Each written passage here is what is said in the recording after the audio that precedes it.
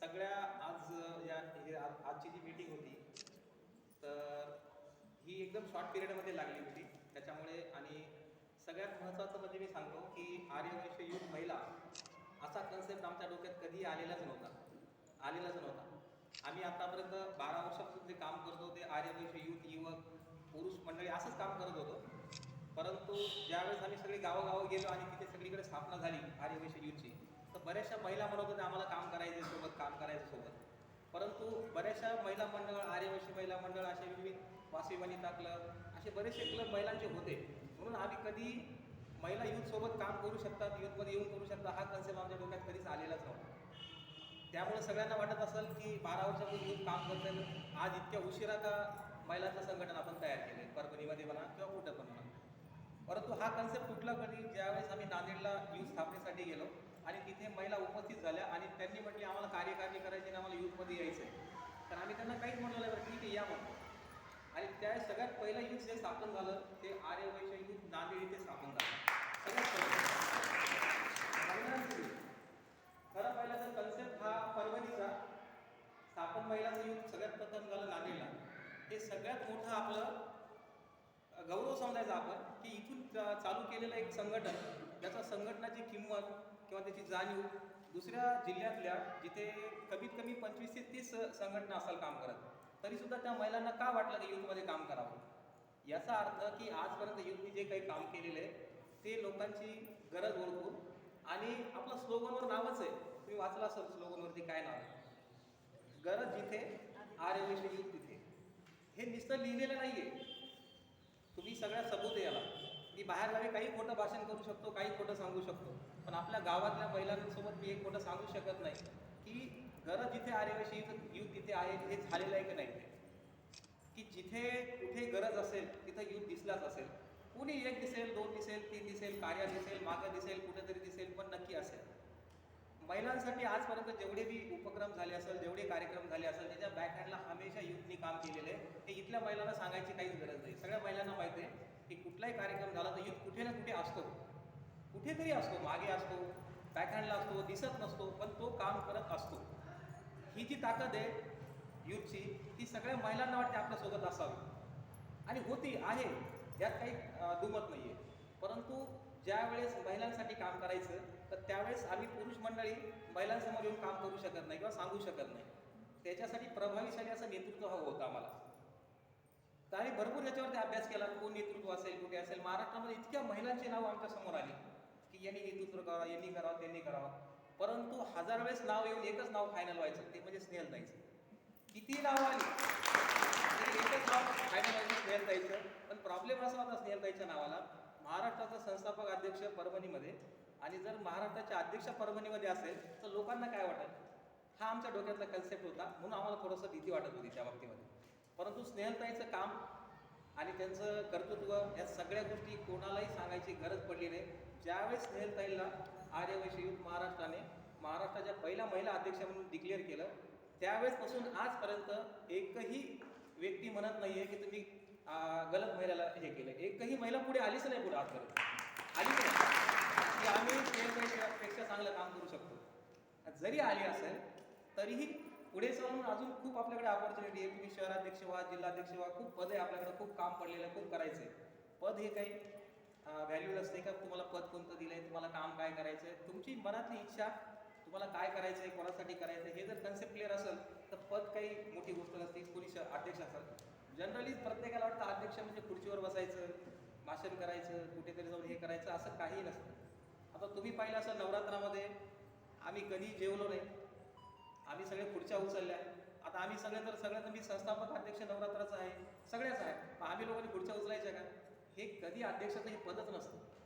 कुठलीही पदं जर घ्यायची असेल तर खुर्ची, तुमचा हार तोरे. तुम्ही एक लक्षात घ्या, आम्ही 8-10 वर्ष काम केल्यानंतर कधीतरी एखाद्याने आम्हाला हार घातला स्टेजला, कधीतरी. का घातला? आम्ही त्या अपेक्षेने काम केलंच नव्हतं, काम करायचं म्हणून करत गेलो. आज बाहेरगावी गेलो, युथचा मुलगा म्हणलं गेले स्टेजवर बोलवतात, त्याचा सत्कार करतात, त्याला हार घालतात. या अपेक्षेने मुलांनी कोणत्या काम केलंच नव्हतं आणि आपल्याला करायचं पण नाही. पण तुम्ही जर तसा उद्देश ठेवून जर काम नाही केलं तर लोक तुमचं नक्की त्याचं सत्कार करतात. असं काही नाही का तुमचं काम केलेलं कोणी पाहत नाही. रंगनाथ महाराज पाहतात. सगळ्यात मोठं उदाहरण पहा, आपल्याला ही मीटिंग घ्यायची होती, किती मीटिंग्स लिहायला येईल बघा. इच्छा कोणासमोर होती? रंगनाथ महाराजसमोर व्हायची होती. झाली का नाही मीटिंग इथं? म्हणजे जर आपल्या मागचे जे दैवत आहे त्यांची जर जी इच्छा असेल ना तर तुम्ही टाळू शकत नाही. जसं की आर्यवैश्य युगने सगळ्यांना माहिती आहे रंगनाथ महाराज पुण्यतिथी साजरी सुरू केली. असं नाही की रंगनाथ महाराज पुण्यतिथी याच्या आधी साजरी होत नव्हती, होत होती. परंतु किती जण येत होते माहिती आहे तुम्हाला सगळ्यांना? किती जण येत होते? एक मला वाटतं 10 ते 15 जण आपल्या समाजाची आणि इतर समाजाची 30-40 जण येत होते. याला झाले 8 ते 10 वर्ष. पण ज्यावेळेस युथ स्थापन झालं त्यांच्या लक्षात आलं का अरे आपण का जात नाही, रंगनाथ महाराज तर आपले. तर त्यावेळेस आम्ही ज्या घराच्या बाहेर निघालो लोक यायला तयार नव्हते. म्हणून आम्ही सगळ्यांची सगळे दुकानं बंद केली दुकानं बंद. त्याच्यावर आमच्यावर केस पण झाले. आमची दुकानं बंद केली. कोणतीही चांगल्याची सुरुवात त्रासानेच होते. त्यावेळेस हा कन्सेप्ट कोणाला आवडला नाही. तुम्ही बळजबरी दुकानं बंद केल्यानंतर कोणी येतं काय माहिती. पण आम्हाला दाखवायचं होतं की आल्यानंतर काय होतं, रोडवरती आल्यावर काय होतं हे आम्हाला दाखवायचं होतं. आधी तुम्ही काही करा, हां आधी तुम्ही किती आम्हाला काही वाईट म्हणा चालेल आम्हाला, पण ज्यावेळेस हे सगळं दिसत त्यावेळेस त्याची किंमत कळत. आज तुम्ही सगळ्या महिला ज्या एकत्र आल्या इथं, आज तुम्हाला वाटत असेल कोणी काही म्हणत असेल बाहेरच्या महिला काय असं आहे तसं, तुम्हाला वाटत असेल वाटू द्या. पण ज्यावेळेस तुमचं काहीतरी चांगलं काम दिसत, तुमचा चांगला हेतू समोर येईल, तुमच्यातली भावना बाहेर येईल ना, त्याच वेळेस ह्याच महिला तुमच्या पाठीमागे येऊन उभ्या राहतील आणि मग म्हणतात मी असं म्हणलेच नव्हते, मी तुमच्यासोबतच होते पण ते असं होतं, माझ्या फॅमिली अडचण होती. हे माझ्याबद्दल पण झालेलं. सुरुवातीला मला बी खूप जणांनी त्रास दिला, तीच लोक परत माझ्या सोबत आणि माझ्या पाठीशी उभं राहिले. कारण का आपण दिशा बदलली नाही, सातत्य ठेवलं. कुठल्याही कामाचं सातत्य महत्त्वाचं आहे. आपण आता ही जी टीम आहे ही टीम कमी नाही झाली पाहिजे, वाढली नाही तर हरकत नाही पण कमी नाही झाली पाहिजे. आणि खूप जास्त टीम पण मोठी काही गरज नसते का, जर 200 महिला आणि 300 महिला म्हणजे काम होतं असंही काही नसतं. तुम्ही 10-15 महिला सुद्धा खूप छान काम करू शकता, फक्त भावना पाहिजे. बऱ्याच जण वाटतं संख्या महत्त्वाची आहे, संख्या सुद्धा महत्त्वाची नाही काम करताना. ॲक्च्युली कामाचं नियोजन करण्यासाठी फक्त 3 ते 4 जण झटत असतात, ॲक्च्युअल असतात. पण ती 4 जण झटणारी तयार करून करायची, तर ती हे संघटनेतून तयार होतात. दुसरी गोष्ट, आता आपण सगळ्याचे प्रत्येकजण ज्यावेळेस ग्रुप तयार झाला, परभणीचा सगळ्यात शेवटी झाला, ज्यावेळेस ताई अध्यक्ष झाल्या त्यावेळेस सगळ्यात पहिली त्यांना जिम्मेदारी, त्यांना सगळीकडं ह्या गावात तयार कर त्या गावात सगळ्यांची डिमांड आली आहे. पण त्यांना म्हणलं ती थोड्या स्टॉप करा बाहेरची, सगळ्यात पहिलं परभणी करा. कारण आपणच दूर राहतो. आपल्या इथलं कन्सेप्ट आहे, आपल्या इथं महिलांना यूथ काय आहे जास्त सांगायची गरज नाही आहे. दुसऱ्या गावात यूथ काय आहे माहिती आहे, काम करते माहिती आहे, आपल्या गावात सांगायची जास्त गरज नाही पडणार आपल्याला. म्हणून परभणीला थोडा उशीर झाला, परंतु झाला उशीर तर त्यांना पण वाटलं इतक्या येताल की नाही, काय होईल की नाही. पण आज 2 ग्रुप सुद्धा फुल झाले. आज जवळपास 8-10 दिवस झाले ते दुसरीकडे कुठलं कामही करत आहे ते काहीच नाही ना, सगळं लक्ष इकडे द्यावं लागेल. कारण प्रत्येक महिलांचे प्रश्न असतात, यूथ करून काय करणार आहे, मीटिंगमध्ये काय करणार आहे, आपल्याला काय करायचं आहे. आता इतक्या लवकर तर त्याची उत्तरं ती अशी डायरेक्ट शब्दातून देऊ शकत नाही.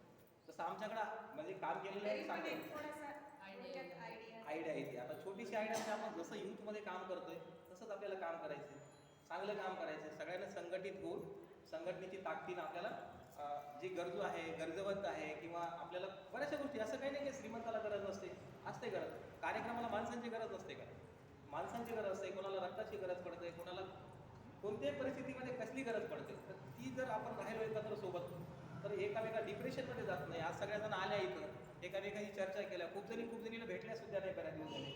या दिवसानंतर भेटल्या तुम्ही, हे सुद्धा खूप महत्त्वाचं आहे. एकामेकाला भेटणं, एकामेकासोबत राहणं, ह्या सुद्धा गोष्टी आपल्याला केल्या पाहिजे. ज्या कोणी महिला अजून इथं आल्या नसेल किंवा त्यांच्या मनात काही प्रश्न असेल तर तुम्ही हे सगळं सांगा आज, की आज किती छान मीटिंग झाली, आपला किती छान संदेश गेला. त्यांना जर सांगितलं तर त्यांच्या लक्षात येईल की आपण पण आलं पाहिजे, आपण पण काम केलं पाहिजे. सगळ्यात मोठी तुम्हाला एक सांगतो आज, की ज्यावेळेस तुम्ही काम करता त्यावेळेस तुमच्या बॅकहँडला आर्यवैश्य युथची मुलांची टीम एकदम मजबूतपणे तुमच्या पाठीशी राहील, एकदम मजबूतपणे तुमच्या पाठीशी राहील. कुठलाही कार्यक्रम करायचा असेल, ताईने काय सांगितलं, आम्ही एंट्री केली सगळं आम्हाला रेडी दिसलं. तुम्हाला हमेशा असं दिसत, तुम्ही फक्त काम करा, तुम्ही इच्छा व्यक्त करा, आम्हाला हे करायचं, सगळं आम्ही तयार करून ठेवतो, सगळं रेडीमेड करून तयार करतो. आणि तुम्हाला दिसणार पण नाही आम्ही की कोणी केलंय काय केलंय. कारण का महत्त्वाचं काय, काम होणं महत्त्वाचं आहे, कोणी केलं हे महत्त्वाचं नाही. महिलांचा प्रॉब्लेम काय असतो, कुठलाही कार्यक्रम घ्यायचा असेल तर बॅनर तयार करायचं, एखादा चहावाला असेल, हे आला असेल, याला असेल, तेवढं त्या महिलांना ते मॅनेजमेंट द्यायचं, मग ते काम करायचं, हे करायचं. मग हे जर आम्ही तुम्हाला करून दिलं तर तुमचं लक्ष कशात राहतं, फक्त कामामध्ये राहतं. ॲक्च्युअल काम तुम्हाला जे काही करायचं आहे. आज मीटिंगमध्ये मॅडमचं काय कन्सेप्ट आहे, त्यांना काय सांगायचं होतं, तुमच्याशी काय संवाद करायचा होता, त्यांच्या डोक्यात काय होतं, आज त्यांना हे करायला वेळ भेटला पाहिजे. जर त्यांना कामात जर अडकवलं या सगळ्या, तर हे काम कोण करेल. आता बराचसा विचार ते प्लॅनिंग करून येतात, आपण मीटिंग झाली तर आपण असं सांगू तसं. आज ते जे काय बोलली ते त्यांच्या डोक्यात काहीच नव्हतं. इथं आल्यानंतर सुचले त्यांना की आपण कार्यकारी डिक्लेअर करू, ओळख करून घेऊ. हे हे कसं काय होतं? काय होतं? प्लॅनिंग काही नसते आपली. मग काय होतं, प्लॅनिंगला वेळ भेटतो आणि प्लॅनिंग ऐन टायमाला बऱ्याचदा चेंज पण करावं लागते की बघून मूड बघून. तुम्ही काहीतरी विचार करून आले, आज एखादा गेम घ्यायचा होता, आज एखादं काहीच करायचं, तसं नाही जमत. एखाद्याच तुमची ऐकायची तयारी पाहिजे. तुमचा काय विचार आहे, तुम्ही आज कशासाठी आले. एवढा रविवार आहे, रविवार सगळ्यांना महत्त्वाचं आहे. प्रत्येकाला आपली आपली कामं असतात. तरी पण तुम्ही महिला आज एवढ्या संख्येने इथं आले. मंदिरात घ्यायचं काही कारण होतं किंवा मंदिरात नको म्हणून, पण तरीही संख्या आली, हे पण खूप महत्त्वाचं आहे आपल्याला. याच्या पुढे अशा छोट्या छोट्या मिटिंगा होत राहतील आणि जे काही ठरवायचं आहे ते सगळ्यांच्या मताने ठरवायचे. कोणाला चांगलं आवडलं, त्या ताईला काहीतरी आवडलं त्यांनी सांगितलं, त्यांना नाही आवडलं त्यांनी ते पण सांगितलं. पण त्यांना नाही आवडलं म्हणजे ते कोणालाच आवडलं नाही असं बी काही नाही. त्यांचा तो क्लू होता की बाबा तुम्ही काम करता आणि फोटो टाकता. ते तुम्ही हा शब्द नाही, ह्या यूथमध्ये तसं कधीच होत नाही. काम करतात, फोटो टाकतात, पण कामाचे टाकतात. विनाकारण टाकतात का? दुसऱ्याने गेले थोडी टाकतात. जर आपण कुठे आता कोरोना काळामध्ये तुम्ही पहा, कोणी रोडवर नसताना यूथ रोडवरती होता आणि काय करत होता? खांद्यावरती घेऊन किट वाटत होता. जर आम्ही ते फोटो तुम्हाला टाकले नसेल, तुम्हाला कळालं असतं का मुलांनी आपल्या लोकांसाठी हे काम केलं? परंतु एक लक्षात घ्या, ज्याला दिले त्याचे एकाचे फोटो टाकलेले नाही. कोणाला किट दिली माहीत तरी आहे का? नाव सुद्धा डिक्लेअर नाही. ते नाव आमच्यातच आहे फक्त. कोणाला दिले 250-350 किट दिले, मग कोणाला दिले सांगितलं का आपण? मग कोणी दिले आहे त्यांची नावं डिक्लेअर केली आणि मुलं वाहत आहेत त्यांची नावं डिक्लेअर केली. हे केलंच पाहिजे. याच्यामध्ये जरी कोणी नाव ठेवलं की काय तुम्ही फोटो टाकताय, काम करता, तर नाही, काही कामाची तुम्हाला सांगावंच लागेल. कारण संघटन चालवायचं, तुम्हाला चांगलं काम करायचं, पुढं न्यायचं, तर तुम्हाला चांगलं काम केलेलं प्रेझेंट करावंच लागेल. याच्यामध्ये प्रसिद्धी प्रमुख नावाचं एक पद आहे. प्रसिद्धी प्रमुख, त्याचं काम काय आहे की बाबा जे काही काम होतं चांगलं ते समाजापर्यंत प्रेझेंट करणं. जशी इथं मीटिंग झाली, इथे काही विचार मांडले गेले, इथं काही एखादा विषय आला, तर हा विषय तिने पुढे न्यायचा. प्रत्येकाचं काम आहे. आतमध्ये कायदेशीर सल्लागार हा एक पद आहे. कशासाठी? आपल्याला तर त्याची काही गरजही पडत नाही. परंतु इन फ्युचर चांगलं काम करताना कोणीतरी आपल्या, जसं आम्ही जसं सकाळी सकाळी रंगनाथ महाराज पुण्यतिथीच्या वेळेस आम्ही दुकानं बंद करण्यासाठी ज्यावेळेस जात होतो, आमच्यावरती लोकांनी केस केल्या. चांगलं काम करत होतो ना, मग असेच आम्हाला कोणतरी वकील पाहिजे, कदाचित तिथे काम होईल. त्याच्यानंतर आता शहराध्यक्ष आहे. शहराध्यक्षाचं काम काय? आपल्या शहरातल्या जेवढ्या बी म्हणजे पदाधिकारी आहे, या सगळ्याकडून त्यांनी काम करून घ्यायचं. सगळ्याकडून काम करून घ्यायचं, स्वतःही करायचं, सगळ्याकडून काम करून घ्यायचं. उपाध्यक्षाचं काम आहे की अध्यक्षासोबत जे काही मदत लागेल ते सर्व उपाध्यक्षांनी करायचं. सगळ्यात महत्त्वाचं काम आहे ते सचिवाचं. सचिवाचं काम म्हणजे सगळ्यात महत्त्वाचं लिखाण करणं, सगळ्याचं डाटा ठेवणं आणि जे काही सगळं घडामोडी होतात त्याच्यात सगळे अपडेट ते सचिवाकडे असतात. कुठलेही अपडेट असू द्या, काही अपडेट असू द्या, सचिवाकडे असतं. कोषाध्यक्षाचं काम असतं की कुठलेही तुम्ही जे काही कार्यक्रम घेतात त्याच्यासाठी कुठेतरी आपण पैसे गोळा करतो. जसं एखादा कार्यक्रम आहे, आपल्याला 10,000 निधी पाहिजे, आपण 10,000 गोळा केला आणि तो खर्च केला, तर याचं सगळं डिटेल त्या कोषाध्यक्षाकडं असायला हवं की ज्यांनी ते पैसे दिले, कुणी गेले, कुठं उरले किती आणि आता किती शिल्लक आहे, हे त्याच्याकडे हिशोब असायला पाहिजे. त्याच्यानंतर आपलं सांस्कृतिक समिती आहे. सांस्कृतिक समिती म्हणजे काय? आपण जे काही आता प्रोग्राम ऑर्गनाईज करू, तुम्ही मेहंदीचे क्लास घ्या किंवा अजून तुम्ही रांगोळी स्पर्धा घ्या किंवा अजून कुठल्या स्पर्धा घ्या, मानाची पैठणी जसे आपण कार्यक्रम घेतले तसे घ्या, नऊवारी शो घ्या, कुठलेही काही कार्यक्रम घ्या, तर त्या टीमनी ठरवायचे की आतापर्यंत परभणीत कोणता कार्यक्रम झाला नाही किंवा हिंगोलीला एक कार्यक्रम खूप छान झाला, त्याचा एखादा व्हिडिओ मागून घ्यायचा, त्याचा स्टडी करायची त्यांनी मिळून, याच्यामध्ये काय चांगले कन्सेप्ट होते, आपण याच्यात काय टाकायचे आणि आपण कसं करायचं, आपल्या गावामध्ये कसं छान होईल. आता आपण खूप मोठमोठे कार्यक्रम घेतले, हे कार्यक्रम कुठून ना कुठून आपण आयडिया घेऊन घेतलेले. तशाच आयडिया त्यांनी घ्यायच्या आणि विविध असे उपक्रम डिस्कस करून टाकायचं की कोणी काही सुचवायचं, स्पर्धा असेल, काही छोटे मोठे ऑर्गनाईज करायचे, छोटे मोठे इव्हेंट्स ऑर्गनाईज करायचे. कोजागिरी पौर्णिमा का असेल त्याच्यामध्ये कुठला असो, तो पण सांस्कृतिक कार्यक्रम आहे. किंवा कुठं काही आपल्याला गणपतीच मंडळ स्थापन करायचा, गणपतीच बसवायचा, हा पण सांस्कृतिक कार्यक्रमाचाच विषय, तो पण एक सांस्कृतिक कार्यक्रम आहे. कुठलाही आपल्याला जर असं काही करायचं असेल तर ते सांस्कृतिक कार्यक्रमाची जी टीम आहे, त्यांच्या जे प्रमुख आहे, त्या टीम मोठी पाहिजे. त्या टीममध्ये तुम्ही अजून तुम्हाला ज्या वाटतात की बाबा या महिला अजून कार्यक्रमामध्ये छान काम करू शकतात, अशा महिलांना सुद्धा तुम्ही सहभागी करून घ्या आणि तसे वेगवेगळे विचार आणून जे सगळ्या महिलांना पटेल असे कन्सेप्ट आपल्याकडं. आणि सगळ्यात महत्त्वाची गोष्ट पहा की सगळ्यात जास्त कार्यक्रम आपल्या समाजामध्ये होतात आणि इतर समाजाचे कार्यक्रम जर झाले ना, तिथे आपल्याच महिलांचे बक्षिसं येतात. हे कशामुळे येतात हे तुम्हाला लक्षात आलं असेल. की आपल्या महिलांनी आत्तापर्यंत जेवढ्या स्पर्धेमध्ये भाग घेतला, विविध कमीत कमी आत्तापर्यंत 600-700 स्पर्धा आपण घेतल्या असेल आर्यवैश्य युथने.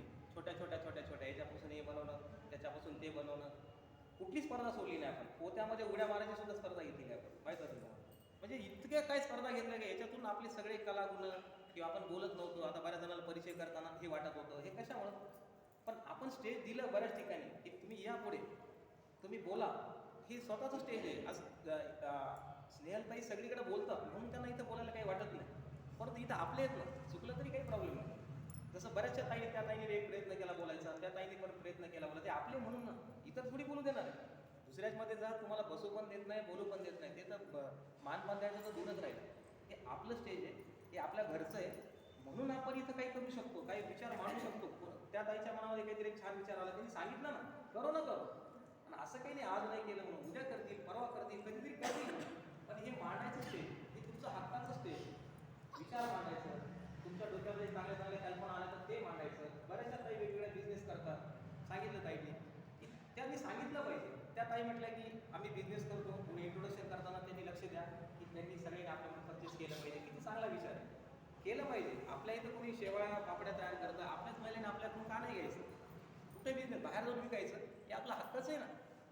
ह्या स्टेजमधून आपण खूप काही गोष्टी अशा करू शकतो की कोणी घरी काही तयार करत असेल. बऱ्याच जणांचं साडीचं स्टॉल आहे, ऐकलं मी. बऱ्याच जणांचं ब्युटी पार्लरचं आहे, बऱ्याच जणांचं अजून आर्टिफिशियल ज्वेलरीचं आहे. तर ही यांनी इकडे तिकडे ॲडव्हर्टाईज केल्यापेक्षा हेच आपलं स्टेज आहे ना. परंतु आपण ते ग्रुपवरती न करता असं कुठेतरी प्रोडक्शन दिलं, सांगितलं, बार सगळ्या ज्वेलरी आल्या आपल्या कार्यकारिणीवर टाकल्या, तसं नाही टाकायचं. त्यांच्या पर्सनलमध्ये टाका. त्या महिला 120 आहे ना, त्यांना पर्सनलमध्ये ॲड करा की माझं साडीचं आहे, माझं याचं आहे, त्याचं आहे. ग्रुपवर केलं तर तो संदेश सामाजिक जात नाही, तो एक कमर्शियल जातो. माझं दुकान काय हे तुम्हाला आजपर्यंत कधी कोणी सांगितलं नसेल, मी काय करतो हे बी माहीत नाही. खूप जणांना माहीत नाही मी काय करतो, किती वर्षापासून काम करतो. पण अचानक माझ्या दुकान आलं, तू इथं कसं काय म्हणतो? हे आपली म्हणजे आपण चांगलं काम केल्याची किंमत आहे की मी काय करतो हे समाजाला कधी माहीत नव्हतं. आपलं दुकान हे बाकीच्या ठिकाणी सांगेल ना मी पर्सनल भेटल्यावर, पण आपले सार्वजनिक ग्रुप असतात ना, याच्यावरती कोणी साडीचेच फोटो टाकणार अचानक, एवढं 100 साड्या टाकल्यानंतर बाकीच्या त्यांच्याकडे वेगळ्या डिझाईन त्यांनी सगळ्या टाकल्या तर ते मतलब नाही राहत. कधी हँग होतं हा. आणि कधी का तुम्ही एखादं नवीन दुकानचं ओपनिंग केलं आहे, तुम्ही एखादं नवीन काम चालू केलं आहे, तुमच्या मैत्रिणीला सांगायचं, नक्की सांगा. नक्की सांगा की मी असं असं एक काम चालू केलं आहे. त्यांनी एक त्यांचं खूप छान कन्सेप्ट आहे यांचा, हां वेदिक मॅथ, खूप खूप मोठा कन्सेप्ट आहे. मग त्यांनी जर त्याचं शॉर्टमध्ये टाकलं की माझ्याकडे असा असा कन्सेप्ट आहे, तुम्हाला जर कोणाला तुमच्या मुलांना आवडत नाही संपर्क करा, ते परत ठीक आहे. पण त्यांनी जर प्रत्येकाचे व्हिडिओ टाकायला लागले, समजा असं झालं तसं झालं तर ते इरिटेट होतं. हां,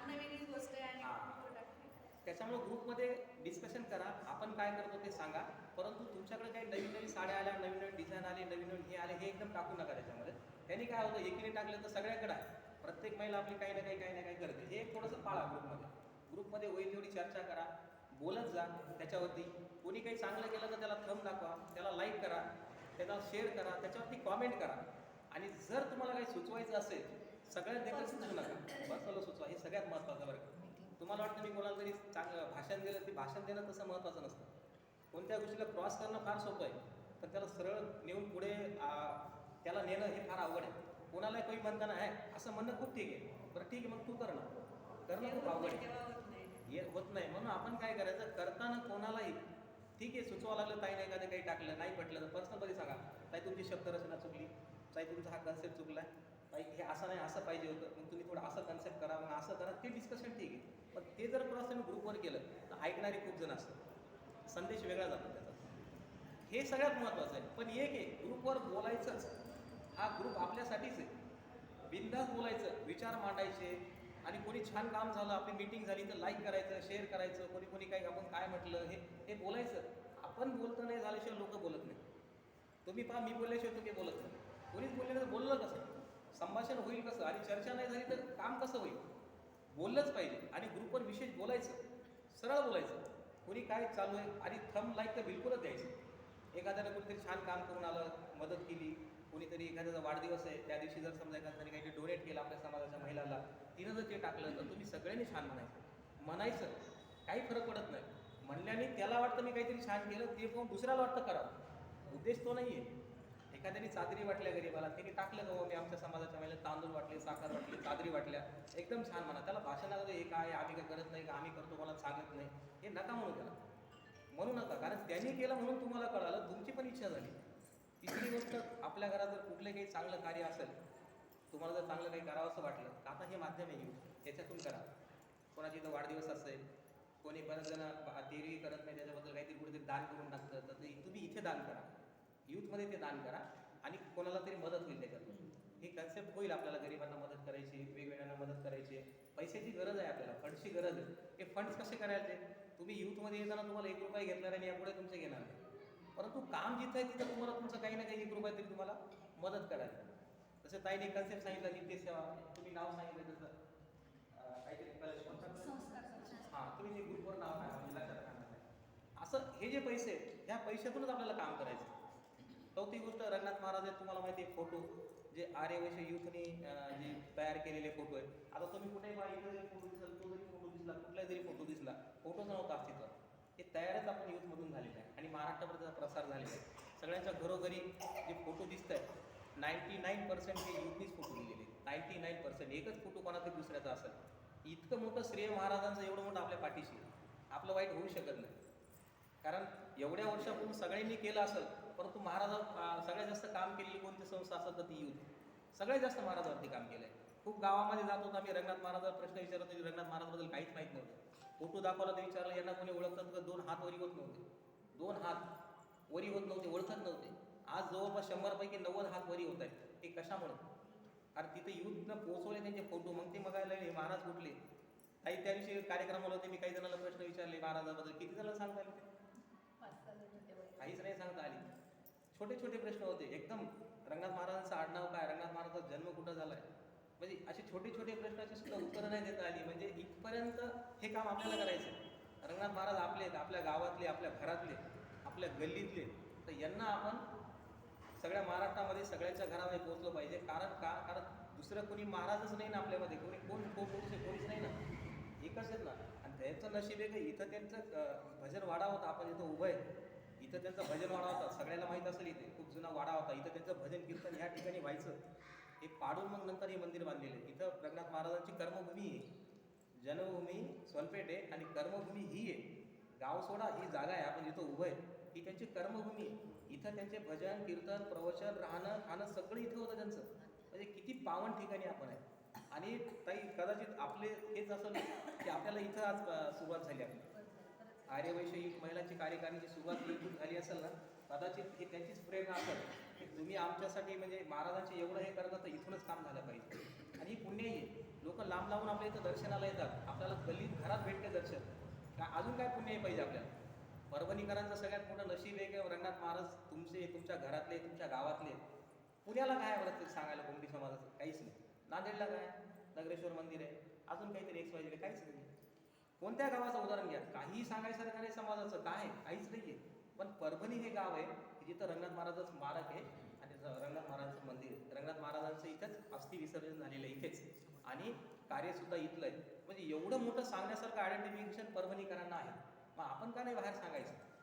सगळ्यात मोठं आता तुम्ही पहा, बाहेर कुठे गेल्यानंतर सगळ्या गावामध्ये जर परभणीची ओळख झाली असेल तर लगेच यूथचं नाव निघतंय का नाही? यूथनं महाराष्ट्राला ओळख करून दिली परभणीची. बऱ्याच ठिकाणी पहा, समाजामध्ये जा, नाशिकमध्ये जा, की तुम्ही यूथमध्ये का त्या परभणी करते म्हणतात. म्हणजे परभणी आणि यूथचं कनेक्शन पहा. माणसाला ओळखत नाही पण यूथला ओळखतात तिथं, फक्त कामामुळे, चेहऱ्यामुळे नाही. त्यांना अध्यक्षही माहीत नाही. सगळ्यात मोठी गोष्ट सांगतोय, सगळ्यात पहिलं मला यूथला भांडणारे कोण असेल तर स्नेहलताई आहे. सगळ्यात पहिल्या मला भांडलेले आहेत काम करताना. आमची सुरुवात भांडणातून झालेली आहे. आणि एक आमच्या दोघायला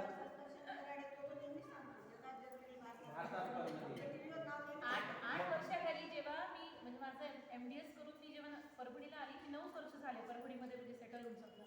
तर त्यावेळेला सूर्यकांत मोहनची आणि अनिकेतची मला माहीत पण नव्हती ते यूथचे कोणी आहेत म्हणून. वसुंधरा हॉस्पिटलच्या तिथे, आणि मी आल्याच वासवीमध्ये मला घेतलं सेक्रेटरी म्हणून. अश्विनीताई ट्रेझरर होती, अश्विनी बेगम आणि प्रणिता डुबेवर अध्यक्ष होत्या.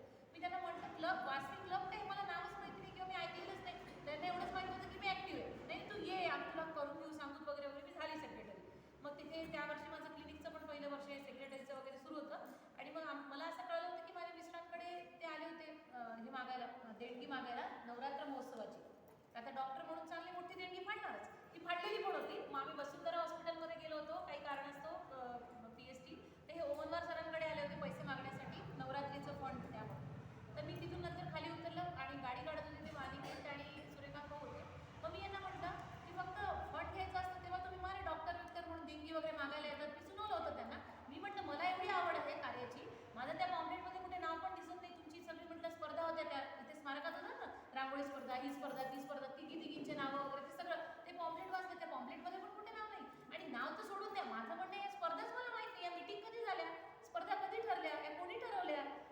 पावती मागायला तुम्ही येता ना, पैसे मागायला तुम्ही येता, मग कामं पण आमच्यापर्यंत येऊ द्या ना, की असे असे कार्यक्रम ठरतात आहे, तुम्ही इंटरेस्टेड आहात का, तुम्ही त्याच्यात या, आमच्यापर्यंत का काही येत नाही म्हटलं. हे मी त्यांना भांडली होती. कशामुळे? कारण ते पावती फाडत होते, उद्देश माझा एकच. आणि त्यावेळेला मी भावना बोलली होती की माझी इच्छा आहे की असं खूप काही आहे म्हटलं. म्हणजे जेव्हा मी वाचपी ओळखायला लागली, वर्ष 2 वर्षानंतर मी त्यांना म्हटलं 70-80च बायका आहे का परभणीत? तर सगळे म्हणतात आपले 1000 घर आहे, 1000 घर आहे. मी तर आत्ताच आली म्हटलं, पण 70-80 बायकांशिवाय तर कोणीच दिसत नाही. आणि नंतर माझ्या ना तिकडच्या साईडच्या दत्तधामच्या रामकृष्णनगर एरियातले पेशंट म्हणून क्लिनिकमध्ये आले. जेव्हा मला त्यांच्या अड्डा बोलली की आपल्या समाजाचे, मग मी त्यांना म्हटलं की अरे मला तर कधी माहीतच नव्हतं म्हणजे तुम्ही इथे राहता किंवा आपल्या समाजाचे. मग मी भाऊला प्रश्न केला की असं का, कशामुळे की एवढेच लोक कार्यक्रमाला असतात, समाज तर इतका मोठा आहे, त्यांच्यापर्यंत माहिती जात नाही, ते कार्यक्रमाला येत नाही, नवरात्र उत्सव एवढा मोठा होतो तो पण त्यांना माहिती नसतो. अशा प्रकारे आमची भांडणं बसली, मैत्री झाली, त्या तिथपर्यंत आली. हे भांडण झालं होतं दुसऱ्या का तिसऱ्या वर्षी नवरात्र ज्या सुरू केली त्यावेळेस झालं, जास्त दिवस झाले नव्हते. आता असे जर आमच्या समोर विषय आहेत आम्ही सुधारणा करू. त्यांचा कन्सेप्ट काय होता आम्हाला ज्यावेळेस कळालं, आम्ही त्यांच्यावर राग नाही केला, चुकलं आपलं. ते जे सांगतायत कदाचित त्या बायका काय येत नसेल, तर आम्ही मग प्रत्येकाच्या घरी घरी गेलो, 10 रुपये 20 रुपये पट्टी घेतली. कशासाठी? की आम्हाला त्यांच्याकडे पॉम्पलेट द्यायचं होतं, ताई हे कार्यक्रम आहे, स्पर्धा आहे, असं आहे, ते तसं आहे, तसं आहे, तुम्ही या, तुम्ही सामील व्हा. आणि आम्ही प्रत्येक वेळेस कार्यक्रमामध्ये मग यांच्याकडे हटकून जायचं, तुम्ही असं काय का, कारण त्यांची खंत आहे ना. नाही, आम्हाला बरेच जण तसे करत होते, आम्हाला विचारतच नाही, आमच्याकडे येतच नाही. आता वाटतं मला नाही, आणि तुमच्या इथं आलं होतं, तुम्ही पण लक्षात आहे तुमच्या 10-12 वर्ष तुम्ही दोघं जण नवरा बायको खूप भांडले होते, काय आम्ही समाजात नाही का, असं नाही, आठवतं तुम्हाला? त्याच्यानंतर असं एकही नाही आहे की एकही इव्हेंट नाही मी याच्या शटर खालून ते खालून टाकतो.